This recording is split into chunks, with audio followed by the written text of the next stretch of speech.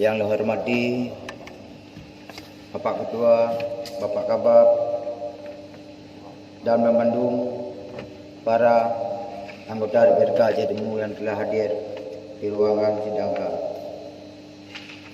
10 kanun bahasa Aceh. 10 buah kanun yang dirancang oleh eksekutif kamu sangat mendukung. Dan bak ruang rapat P Banglek Barosa dari legislatif nam merancang judul kanun dengan profil rancangan kanun tentang pemberdayaan ekonomi terhadap anak syuhada Kabupaten Aceh Timur.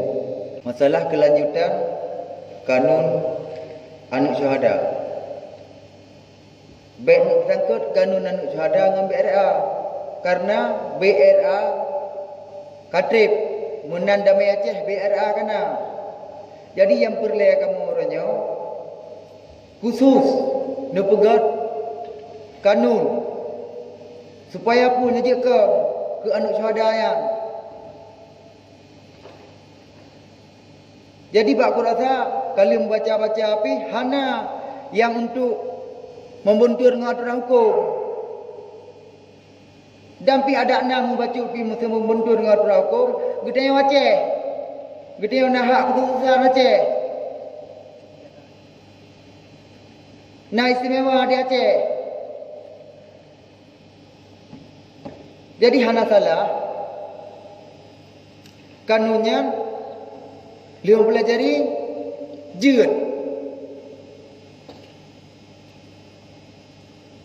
Tak pegat saboh dengan nak kanun ke anu para syuhada mengingat jasa pahlawan-pahlawan yang ke awal gua ba Allah orang yang ketinggalan itu bacut mentong jasa ke anaknya hana melaki lebih hana melaki kamu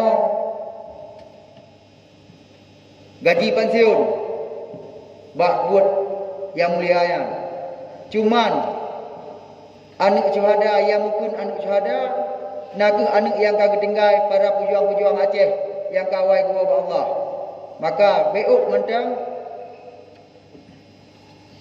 nasisihkan ke anak almarhumnya yang tabuh anak syuhada.